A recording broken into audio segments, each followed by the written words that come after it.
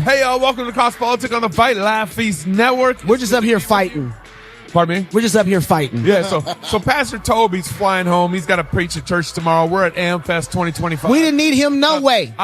You tell Toby, bye. I told Toby as he's leaving, I was like, Toby, man, run. I got so much Toby envy right now because he's flying home to his wife. I want to fly home to my wife and kids right now, but I'm so excited to be here with you guys. Oh, no, man. That's a great turn, wasn't it? I wish y'all wasn't here because I could be home. Thanks, Gabe. All right. Great way to make our guests feel good. I've already told you guys how ignorant I am about you guys, so this is more embarrassing for me than it is for you guys.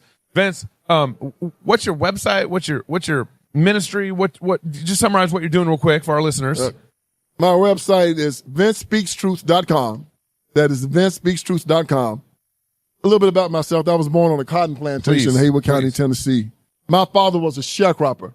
And the only thing that kept me from being at the bottom rung of American society is that I had a father. And he aspired. Wow. Yeah. And he bought us out of this cotton plantation by getting involved in the insurance industry. And we moved in our first house with running water and a toilet when I was 9 years old. When were you mind me asking, like what year you were born? 1963. 1963. And this was in the Jim Crow South. Daddy sharecropper, black. Yeah. And what my dad taught us was hard work, dedication, belief in Christ. And he has never had a bitter bone in his body. He's still alive today. Quick story. Yeah. I was reading some FBI reports, come to find out that the Tennessee Klan was the most violent Klan in the United States of America. The Grand Wizard of the Klan lived in Brownsville, Tennessee, where I was born. Wow. The guy was still alive. When I read this report, they said they had a Facebook page named Doyle Ellington. I called my dad. I said, Dad, do you know this guy named Doyle Ellington? Daddy's 81 years old. I said, yeah, boy, I know him. So who is he? Grand Wizard of the Ku Klux Klan. Wow. Dad, I never heard of this guy. Why didn't you ever tell me that the Grand Wizard of the Ku Klux Klan lived down the road from us? He said, no consequence. Come on now. What do you mean, Dad? Come on now. He didn't mean it. It didn't mean anything. I said, hold it, Daddy, what do you mean? He said, well, when you was a baby, Doyle and his boys going around doing this and doing that. I saw Doyle he was at the lumber yard. I walked up to him, showed him my 45. Said, you ever mess me or mine? I'm gonna blow your GD brains out. Never had no problem with Joel. Relationship got real good. Real good. Yeah, real quick. Learn. Cleaned up quick. You are not oppressed because of your skin color. You're oppressed when you are weak. Oh, come on now. When you are weak. And Christianity has turned into a weak religion. We were taught through the civil rights movement to lay down, to get beat up, to ask government, to beg, to not turn to Jesus Christ anymore, to turn to man.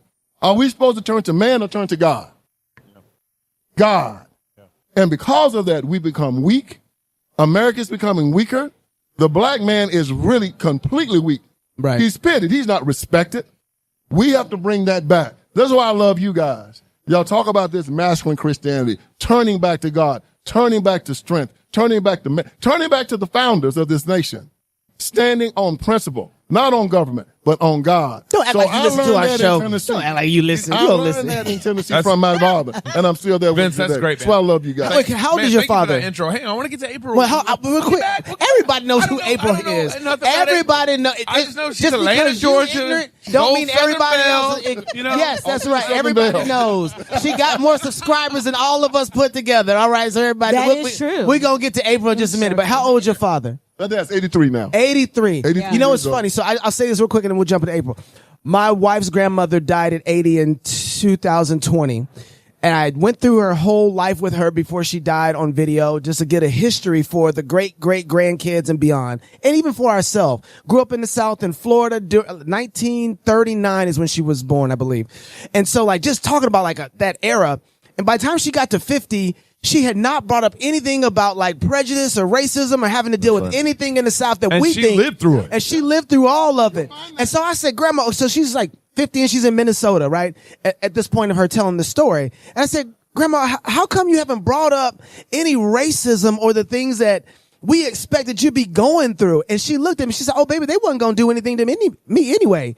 I was going to do whatever I want to do and wasn't nothing going to stop me from doing that. So the no consequence things, there it is. It really resonates. And I was like, where had all of this been as an now, if you watch that woman operate, you realize, oh, you've been operating like this your whole life, which is why you were so successful. There it is. Right? And she didn't matter. She walk into a place and she's going to get done whatever she wanted to get done, regardless of what the sign said and how anybody else acted. So I resonate with Those that. are true Americans. That's right. So, that's right. So in one sense, you got to talk to April now. When Jesus says, okay, I was going to start preaching too. Yes, to talk to April because you want to talk to April. April, I would love to hear about what you're doing, your ministry, your website, all that jazz. Absolutely. I am April Chapman from Unshakable with April Chapman. And I'm mostly on YouTube. So I discuss all things social, cultural, political, and theological from a biblical perspective. So I am complementary in my worldview. Okay. You ain't got to worry about, there's no egalitarian stuff here. We call it patriarchy. I love the patriarchy. Yeah. Listen, I have no smoke for the patriarchy. Actually, I talk a lot about matriarchal squalor and several generations within the Black context of, and I'm not saying it as in an inflammatory sense, but bastards raising bastards, that's the outworking of what you see in the Black community. Yeah. So I love the patriarchy. I'd like to hear a balanced conversation about the patriarchy, but patriarchy is good. Okay, what you mean balanced conversation? Meaning sometimes, no shade, it can, to overcorrect all of the feminism that has corrupted so many of the denominations, sometimes to overcorrect it, it'll go all the way to the other side to where we can't even speak. So I don't see the problem. Yeah, okay. Well, I'll be quiet. See, you are submissive. Where's the overcorrection? Y'all see how you have to do this? I'm just joking, sis. I love you. We used to go to the same church. We did. Yes. We did. And I didn't find out. Knox didn't even tell me about this. Yes, when he was in Atlanta. He wouldn't tell me that you went to the same church as you. That should be a problem for you. That should be a problem for you. There was, and I don't know if it's changed now. You're still in Georgia, right? Yes. So in Georgia, when I came to Georgia from Minneapolis, one of the things I wanted to figure out was, okay, this is Black Mecca here. It is. I want to know, are there any Reformed Black churches anywhere in two? And that was it. Well, there was one and a half. I don't know what they're doing over there now. You're exactly right. So April, you're Reformed Baptist? I am Reformed Baptist. I don't sprinkle the babies, but I love my Presby brothers and sisters. Okay. I do. Wait a second. Did you reach out to me or us like 6 years ago or something? 7 years ago? I'm trying to think. She'd have forgotten now. All her subscribers made her forget. Georgia that had reached out to us who I thought had their podcast. They had a podcast going. You remember them? No, that wasn't me. Okay, all right. That wasn't me. All right. Yeah, but anyway, inside of Georgia, one of the things that was interesting was like, out of all that was there, I could not find but one or two. I think it was Carter at the time, and then it was Roger Skeppel. Yeah. And I could. We interviewed Roger. We like Roger. Good brother. Yeah. That's my brother. And so that was it. That was all that I found. I was like, where are the Black Reformed churches at? See, that's what my first book was about, the Iron Triangle. I found after working in a prison for 5 years, and all these young Black men were coming to jail, and I was wondering, I thought we had overcome, right? Right. And I come to find out that we hadn't. And I asked all the Black intelligentsia, why are these young Black men coming to jail in such astronomical numbers? And of course, the old refrain, rich, white conservatives hate Black people. Me being naive, I said, oh, really? And I started a nonprofit to go down there and try to stop some of these young men from going to jail. Found out something pretty interesting. There were no evil, rich, white Republicans down there anywhere in the ghetto. You see a unicorn or a leprechaun before you saw one. But what you saw was three entities making a lot of money off of the chaos. Most Black preachers, most Black politicians, and most Black civil rights workers. Oh, man, that's right. And I called that group the Iron Triangle. And they were conduits between rich white liberals and the Black community. And their job was to make sure that the Black community voted for the Democratic Party by hook or by crook. Period. And if they told the truth, they wouldn't have that money anymore. Exactly. That's what the conduit They were doing. conduits. Yeah. They were contractors. And like you said, there's so few Black preachers that you can find that are willing to tell the truth. Right. Why? They are in the pocket of the Democrat Party and the rich white liberals. And Black people have been voting 90% for this group for the last 50, 60 years because of that. Our job is to tear that structure down. And when we tear that down, we can get Christ back into the community and they can start seeing the truth again, because right now they've been fed a lie by the Iron Triangle. So help me with that, because I think you're right. And I've heard you say this before, and so I'm really grateful for that.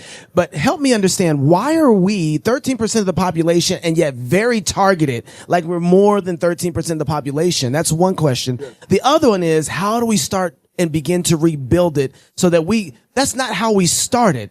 That wasn't the Black culture that I enjoyed or wanted to be like, right? I'm thinking like Black Wall Street type of folks that came out of nothing and didn't ask anybody for nothing and built everything, right? Like that's the lineage that I want, So then why are we so targeted? And then how do we build it back up so that we get those entities, that triangle, out of our business? April and I have done a lot of content on this, how the civil rights movement was just completely infiltrated by Marxists and communists. They started the movement. When you start going into that movement deeply, and then you look at things like the Martin Luther King Jr. I Have a Dream speech, where he's talking about, I'm dreaming about a day when I'll not be judged by the color of my skin. What does a Christian say? I'm not concerned about how man views me. I'm not concerned about that. I'm concerned about how God views me. So I'm supposed to walk around here asking white people not to judge me by the color of my skin? Not me. Never me. No. When you ask him, you talk about 100 years after the Emancipation Proclamation and the Negro is still not free. Well, my freedom is an unalienable right given to me by God. It is irrevocable, non-transferable, and unsellable. Man doesn't give you your freedom. God has already given it to you. You work and exercise your freedom. You don't ask man for it. You defy him to come and try to take it from you. And then he's talking about we will never be satisfied, not until justice rolls down like water and righteousness like a mighty stream. Fancy way of saying never. Because what? Jesus said, I give you peace. I leave my peace with you. You don't go from man for peace. If you go to man for peace, you will always be in turmoil. April, you want to come and get in that? Well, I was going to say, if you think about it, language that we would use, if you exegete the I have a dream, it's actually not that good. It really isn't. I think we were in love with the homiletic style of Martin Luther King. I think we were enamored with his delivery. I mean, he can rock a speech. But at the fundamental level, and you guys are probably well aware of this, the late Vodi Bakum talked about it a lot, about the socialist, Marxist, communistic underpinnings of the civil rights movement. Yeah. The reason why I think we were so vulnerable is legitimate grievances that the Black community experienced were exploited, and our history, in essence, was weaponized against us. And instead of us clinging to an objective standard of truth, which is the word of God, to say, well, wait a minute, this is also true, but what can also be true is that God was sovereign in all of that. And so if Joseph could get thrown in a pit to ultimately save his people, why is it that we were struggling to understand that, okay, yes, slavery happened. There are no maverick molecules. God was sovereign in all of that. Did we leave room for the possibility that was just the manner in which the way we got here, so that one, we could be grateful, and that his sovereign plan could play out in the fullness of time? And I don't think a lot of people look at it like that, because they'd rather wallow in the victimization of it all than to say, look what the Lord has done for us in spite of. Can I take a stab at that real quick? Sure. This is kind of maybe a white explanation here. Be white. It's okay. It's okay. My take is one of the reasons why the Black people have been targeted so much with political force, satanic force, cultural, and, is because it's a proxy war always to Christ. So I'd say the Black community has been, I'd say, more easily manipulated because of the real sins that have happened in the past, because of real injustice that's happened in the past. But they're an easy group to manipulate. And we have this terminology in our neck of the woods called empathy, toxic empathy, where that empathy, you can say, hey, look what the white people have done to the Black community, and look how they've destroyed them. We need more money. We need more, civil leaders, keep holding the charge up. We need more Black politicians, so it became a manipulation point, based off real problems in the past. That group is always the most easily targeted and manipulated. And exploited. Women, you do that to women, not Black, white, all women. Look how abused they've been. Look, and that whole proxy war, it's always about the gospel. It's always about the truth of Christ. Right. And so any group that is easily manipulated will be a target for, in this sense, evil, but really leftist and their attacks. Well, this is what they had, though. They also had a system set up in the Black community where the Black preacher had so much control. It's like at the end of World War. It's almost what? I didn't. Where the Black preacher had a lot of control. Oh, yeah. A lot of control. Yeah. At the end of World War II, when they wanted to take down Japan. Once they dropped the atomic bomb, the Japanese were still not going to surrender. They had one condition. We'll surrender if you let us keep our emperor. We said unconditional surrender.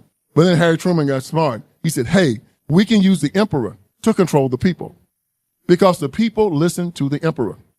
And they went to Hirohito and said, if you do what we'll tell you, we'll let you keep your seat. Tell your people lay their arms and obey. Hirohito did that, and Japan turned almost capitalist overnight. Obey the Americans. Do what they tell you. We haven't had a problem with the Japanese since. They completely rearranged their culture because the emperor told them to. Who was the emperor in the black community? The black preacher. Oh, absolutely. And they got him and told him, tell black people their culture is trash. Tell black people they need to integrate. Tell them that the white man's ice is colder. His fire is hotter. Covet what the white man has or what he's doing. Turn from God to government. And we did it. And it was a trap because we were on an upward trajectory from 1940 to 1960 where we had the greatest reduction in poverty in the history of the world in the black community. From 80% to about 30%. If we had stayed on that trajectory, we'd be where the Jewish community is now, where the Asian community is now, where the Indian community from India is now in America. Maybe separated from white people, but doing better than they're doing. I think we'd be doing better because we'd have way more black people. We would. Right, like, I mean, just that's very honest.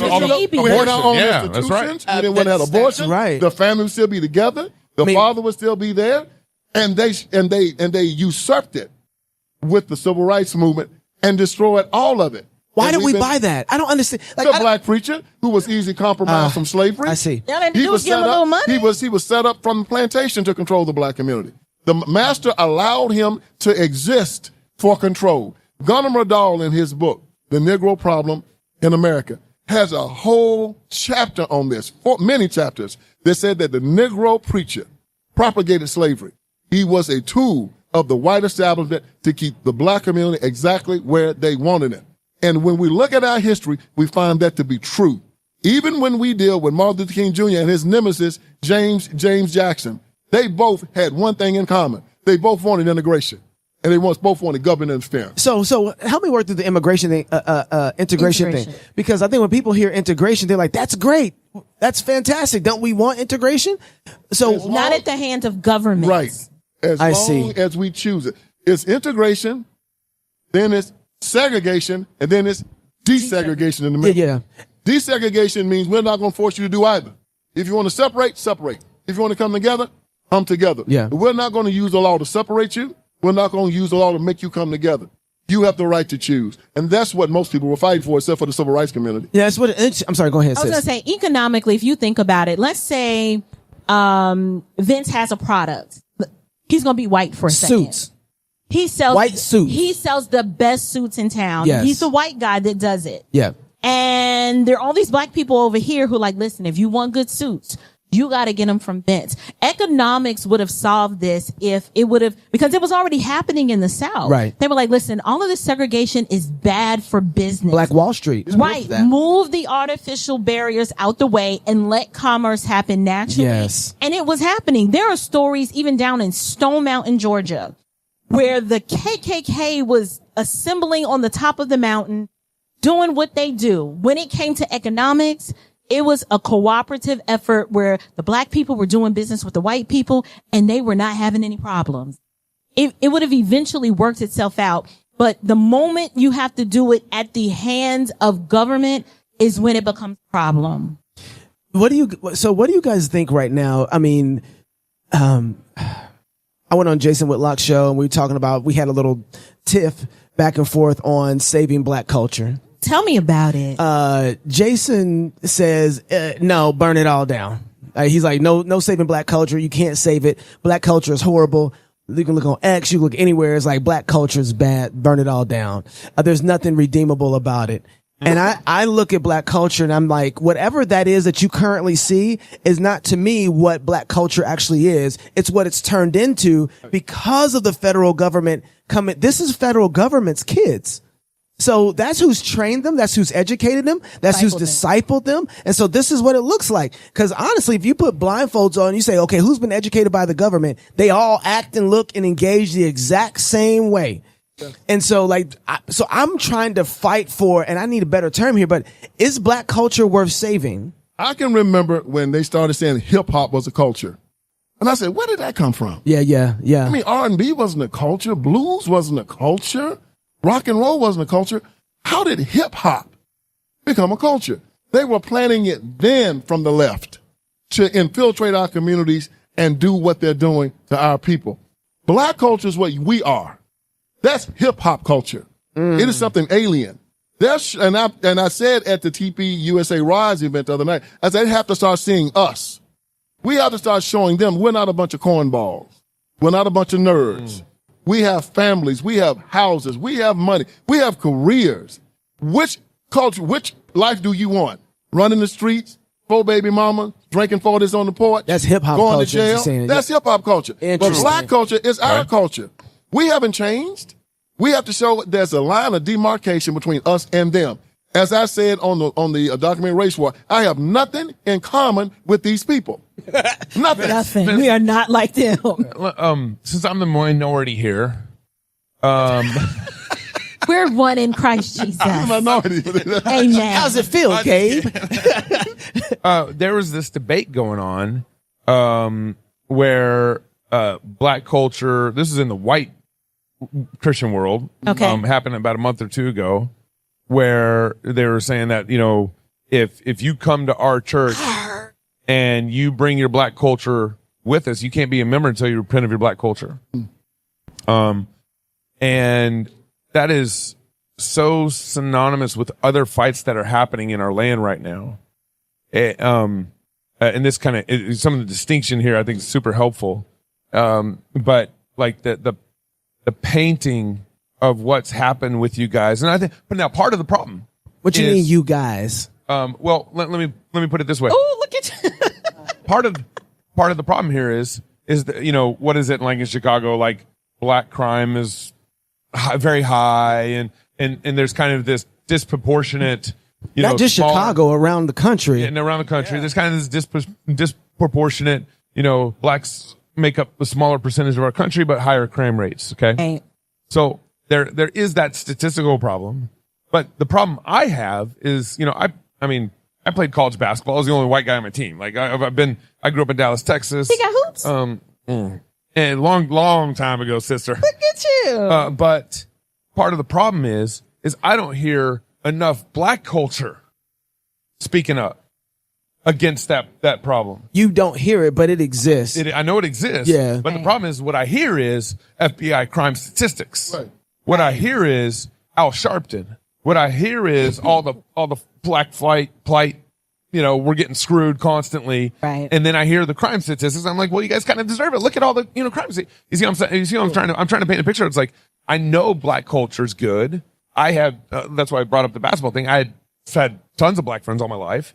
But I don't hear the good stuff. Yeah. I don't hear the black culture stepping up and painting a picture of what's really going on. Right. Does that make sense? Yes. I'll say this. I think black culture as we know it, contextually how we're talking about it, cannot be redeemed, but black people can be, right? So if we understand the implications of what the gospel accomplishes, it's to save people of every tribe, tongue, nation, and people group. So my goal is always, I lead with the gospel first, and then those who belong to Christ, his sheep, in the fullness of time will come in. What that doesn't mean is that I don't speak to the specific issues that we see in black culture, because they're just sin issues that happen to be magnified on a very large level or a huge level, and the culture is trash, right? So we want to talk about the promiscuity. We want to talk about the homosexuality. We want to talk about the womb assassination, the abortion. Those are things that are directly impacting us as a culture. But I believe God is faithful, and he uses people like us and our voices to speak to those issues. And then from that, he redeems a remnant. But you can throw the whole thing out. Wow. So it's kind of a mix between you and Jason. You and Jason. Yeah. Throw the whole thing out. But as part of the issue, though, like I don't talk this way. I don't say white culture. We doing don't, this. right. Right. What I would like, part of what I'd like to see, and I don't want to get away from distinctions between people groups. Right. God he's beautiful and all he gives, right? But I also, in some sense, I almost have a problem talking about black culture in the sense I feel like so disconnected as Americans when we talk that way. Well, it's not really American. WokeandWeaponized.com. Go there right now and get my new book. It outlines the history of American education and why the current public school system can't be reformed. It must be replaced. And this is a well-documented book. Thank you, Dr. Benjamin Merkel, for writing the foreword. And as Sean Ryan said, if you're a parent, read this book. Go to WokeandWeaponized.com today. This is me. I grew up singing gospel music. Yes. We had a group called Ellison Family. We went to black churches all through the South singing gospel music. And there is a distinct difference between black and white gospel. It just is. 100%. And I don't want to do away with that. Do you clap on the 2 and the 4 or the 1 and the 3? 2 and 4. But so what we have to do is an inventory as far as I'm concerned. Okay. And there are good parts of black culture because what we did, part of it made America what it is today. We know that. Oh man, them barbecue ribs. Barbecue ribs, the singing, the R&B. When people saw Elvis, they say he's singing black music. And Jazz, he was. Jazz. rock, all of it. Rock and roll. You don't want to throw that away. That's the best of us. You don't want to throw away when you go to what you would call a quote unquote black church and you have the rhythm and the choir and the way the preacher all of that is part of the culture. There's nothing wrong with that. It's the negative parts of it that came out of the victimization of the civil rights movement. That needs to be corrected, and it needs to be corrected now. It's the breakdown of the family. It is the drug abuse and the crime. Yep. But the first thing was the feminism that caused the breakdown of the family. It was the woman saying, I don't need a husband. I can raise these boys by myself, and I can't raise girls by myself. But somewhere a woman thought she could raise men by herself, and it turned into a debacle. And what we need to do is demand that we get the right to reconnect the chain and undo the damage. You guys are men of the book. The children of Israel were taken into exile in Babylon. They stayed there for almost 80 years, but they came back and rebuilt the culture. There were a remnant that still remembered who they were, and these old men came back. Ezra and Nehemiah rebuilt the culture, and they exist today. We are that remnant that still remembers who we were, and we have to tell these young people who we were and rebuild the culture and kick all of this foolishness out. That's why I have 7 kids. Exactly. There you go. I have 4. And you're teaching them properly. Right. April's married with a husband with 4 children. That's proper and right. Homeschool. Her mother lives with her. That's proper and right. That's black culture. That's what we used to do. Yeah. That's what we're still supposed to do. Take care of your parents. Take care of your children. Yes. Don't break the law. Work for a living. We still exist, but they want to show them ignorant jokers in the street fighting, raising hell, stealing, Shaniqua them fighting in the street. Hip hop culture, what you talking about? That's not us. But I guess part of my question here, a little bit talking about black culture versus American culture, is I feel like, because of maybe it's the optics or the rhetoric, but when we talk about black culture, I feel like it's a literary treatise. Where it's like, we're over here, we need to correct some things, we need to get some things right. You see what I'm Well, saying? that's why I call myself an American Negro. I love that. Booker T. Washington was an American Negro. That's who I am. Yeah. Those are my people. Yeah. That self-sufficiency, that provide and add value to the marketplace. And let me push back you on get that. respect. And I don't call myself an American white person. You don't. Or You're just American an cracker. American. You know? Right. So I understand what you're saying, but why would we even say I'm an American Negro? Well, if we needed to provide a distinction, but anywhere else in the world, I'd just be an American. I'm okay with being an American. And if you need to know what kind, we can append the Negro part to it. I can take it or leave it. Above all of that, I'm a child of the Most High. I will say this though. A lot of white people say, yeah, I'm Italian. Right. Yeah. You know, Italian hey, my family is German. Right. But their title isn't out front like that. It's American. I think that comes somewhat from the history that we have. That also comes the distinction between race and ethnicity. Ethnicity is a biblical category. Race is not. Well, I agree, but I'm just saying that historically, you haven't seen Italians used as political footballs back and forth the same way. Yeah. Right. And I think America has had a hazing process of every immigrant that has come in. Right. That's not unnatural. And usually within 20 years, they've integrated purely into the system. We've not done that. We have not done that because we were completely used as political footballs back and forth. And so we never got integration in what system? Right. We allowed ourselves to be used that way. I agree. Yeah. It's always the weak get exploited. But even so. Well, this goes back to Vince's point. It's like, God gave me freedom. Why am I looking to the government for freedom? God gave it to me. But some of it was that the fact that when you got a check from the government during COVID, did you have to ask for it, or was it built and baked into the cake? It was baked into the cake. So everybody took the cookie, right? And so what's happening now, and black culture to me, black people, black culture, however you want to look at it at this point, I'm thinking of the full context, has been a temperature gauge of which direction America is going to go, because they tried it on us first and then they tried on everybody else. The black culture, one way or another, has been a test tube baby.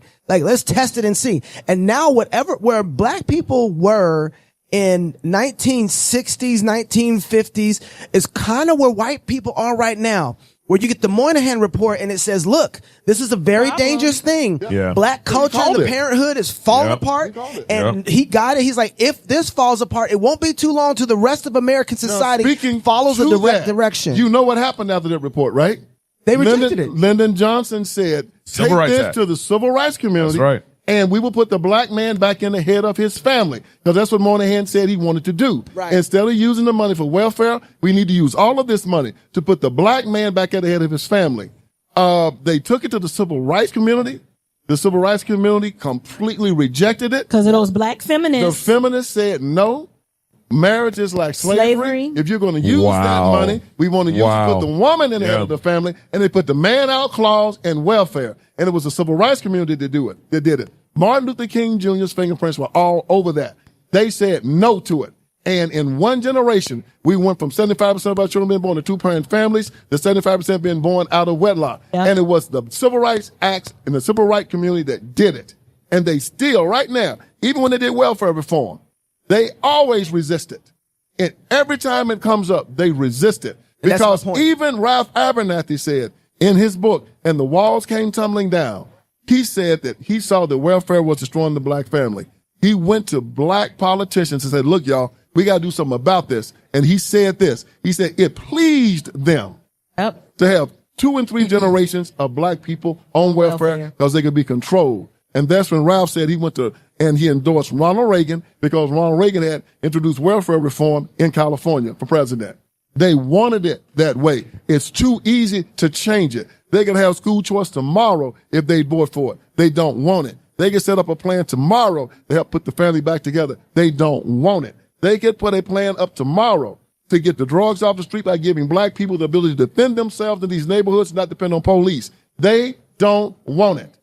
They have control. They have 90% of the vote. Why would they change a thing? It's our job to go down there and confront this as people of God and Jesus Christ, to tell them the truth and confront these no good, lying black preachers and look them in the eye and do what Jesus did in the temple when he talked to the Sanhedrin and the Sadducees. Lying gods. You're liars. You're like your father, the devil. Your problem is not the Romans. It's them suckers right over there. They're the problem. You get rid of them, you save yourselves. Don't go to man, go to God. And they are nothing but liars. We have yet to do it. Matter of fact, they still running for office. Who's running down in Texas? Freddie Haynes? Oh yeah. Jasmine Crockett's pastor, Freddie Haynes, is running for her seat. Oh my God. He's a melanated Marxist maggot. Martin Luther King. We horrible person. These people, they hold them up, and we are reluctant to call them out for who they are. We want to nibble around the edges. Not me. No, I call them by name. And I say you're a bunch of perverts, liars, psychopaths, and anti-Christian bigots. A tree is known by the fruit it bears. Look at the condition of the black community. False prophets, all of them. That's right. And what do you do when a tree doesn't bear fruit? You hew it down. That's right. And that's what we have to do to it. And we have to speak to that and not be afraid of it any longer. When you see the trend, the quarterzip trend, does that give you some sort of hope? It doesn't seem like much. Why is it? I don't know. Big deal. Okay, it's a big. Why is it such a big deal? Because I feel that way too. But I'm like, yeah, this. Chad Jackson said, he's like, man, this is cosplay. My response was, so was hip hop. Yeah. Right. So, but why is it a big deal? Start. Okay. I'd rather see a quarter zip than somebody's behind. So with the sagging pants and stuff, It always starts small, doesn't it? Even the sagging started small. And I remember I didn't see a lot of tattoos in the black community. Allen Iverson started doing it in NBA. And then Iverson started, and more people started doing it. And nobody called for correction at that time. The quarterzip movement starts small, like so many other movements. Do you know what that is? Yes, I do. Oh, Yeah. okay. And it's going to be how the young black women respond to Black it. Hold on. He got a black friend. Come on now. Everybody got I just want want everybody to know. friend. I take responsibility for my white people. You have been You know what I'm stewarding saying? him well. My white people understand enough about black culture, so you come around them, they gonna know. You don't get to do my white people like that. Do you know what that is? Shame on that speaks lowly of me, sis. What you think this is up in here? I am black in Idaho. Knock My his people house know. in order up there. Is this? My bad. Is this? We're good at doing. We're good at shaming them now, Yeah. and it's us that's shaming them. If white culture shamed them, I see. I but see. when we shame them, and we can say, "Well, pull them pants up. You like a fool." White men do it. Right, right. Well, get that do rag off your head. We'd before be I slap racist it if off. we did it. I see. Get that do rag off Everything's your head, racist. boy. Right. We can do it. You can call it boy. You can call him boy. Yeah. It ain't racist if you do it. Right. White man call him boy. What you mean by that? Yeah. What you mean by that? But get that do rag off your head. Look like a fool walking around on these white folks looking like that. Right. You'll stop it. Yeah, right. Put your hands up on I see what you're saying. What's wrong with you? So you saying there's a shame culture that's built inside this quarterzip trend that you find really good. Yes. Yes. And now that's good. they're bringing it back because they don't want to be shamed anymore. Yeah. It's like putting two glasses of water, a dirty glass, a clean glass in front of a person. Which one you want? He's going to pick the clean glass. But you got to give him a choice. If you give him only the dirty glass, he'll drink the dirty glass if he's thirsty. Give him a choice between dirty and clean, he'll pick clean. We have to start showing them our lives. They've lied about us. Uncle Toms, goobers, weak, I never heard goober. What's that? He's a goober. Yeah. Yeah. He's goofy. Oh. Goobers, weak, nasally. Cornball. And Nasally. nasally. Wow. Yeah. I don't want to be that. They want to be strong. Who's the strong? Rapping and guys got 3 or 4 women on his arm. He got gold around his neck. They have to show that a man like you can have a beautiful wife and children. They have to show a woman like April will marry a man that works, takes care of his family. We have to show the other side of American culture. And I ain't taking half. Like we used to see growing up when they told us you can have the American dream. We used to watch those shows on TV that told us we could have the car, we could have the house, we could have the wife and the children. And we said, if I work hard and aspire, I can have that. Tom Ford said something that was interesting. The great designer, Tom Ford. Yeah. He said you could go to an American city, see any picture of an American city before 1960, and every man, black or white, wore a suit. Yeah. So you know why? Because they were aspiring. They believed that they could have it in America. Right. They all believed it. They left and went out in the streets every day to achieve it because they believed it. My father believed it. He had built his own house by the time he was 29 years old. Still lives in it today from the ground up. So his home. So we got a couple minutes left here and would love to, one of the things me and Knox, we talked about this in 2016 when we were starting CrossPolitic, that we really think we'd love to see Reformation revival happen in the black church. And we think that kind of the flip side of what we were talking about earlier, where the government kind of targets the black community, proxy war, whatever but I think also because the black community is easily manipulated, empathy, slavery is happening in the past, all these bad things, that kind of thing. But I think on the flip side, if the black church repents in America, what that could mean for America. In the black church needs to die. There's one church, the Church of Jesus Christ. We all need to come together and cut this foolishness out. The concept behind segregation in the church no longer exists. That race is gone. That time is gone. I cannot think of any church unless it's some crazy church that doesn't want black people to come and sit down and congregate with them. Right. I don't know if it exists in America any longer. If it does, it's some crazy church. It's probably a cult. Yeah, it's a cult or something. It's something insane. Right. But most of the time when white people come to a majority black church, welcome. Yeah. When black people go to a majority white church, welcome. Same. Yeah. It doesn't matter the white, black thing, Asian thing, no. We're all brothers and sisters in Christ. I think that time is past. It needs to be past. And I think that many of these preachers, black or white, who are apostate, need to be called out. They have apostate white preachers also. We need to call them out. The white culture is going down the tubes just like the black culture. Yes, it is. Because they are liars. And we need to call them out like the Bar Association calls out bad lawyers. You are corrupting what we do. We cannot have it. It's time for you to go. I do it on my show. If somebody lets me know about a black preacher, I'll call him by name. I'll confront him. Because you know what? A brave man, as James A. Garfield said, looks the devil in the eye and calls him a devil. I have no fear of a devil. He cannot touch me. He has no power over me. Same as a racist. I said the reason why racism and never bothered me is because I'm not afraid of racists. Right. Because he can be as racist as he wants to be.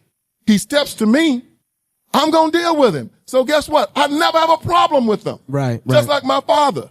But the people that fear them, they mess with them all the time. And they're running and they're scared. Demons and devils are the same way. They can't come against the children of God. You have to know your power. I walk through you. When I look at you, I smile. You cannot touch me. And you confront them and they flee. We have to teach the children of God the exact same thing again. Don't fear these people. Matter of fact, they are to you what a lamb is to a lion. They see you, they run. They run. They don't stand before you, they run. And you know what, bro? When they come before me, have a conversation with when they come before me, they run. I love confronting them. It makes my day. Thank you so much, guys, for coming on. I'd like to end. Yep, you can give him a round of applause here. Y'all brought your own squad, didn't y'all? Y'all like your whole team. Let's go. Well, thank you for joining us at AmFest 2025. Vince, My pleasure. April. Been a fan of you guys. Website one more time, real quick. Website one more time. VinceSpeaksTruth.com. UnshakableWithApril.com. All right. All right. Thank you guys so much. Thank you. Fun conversation. All right. You don't do that.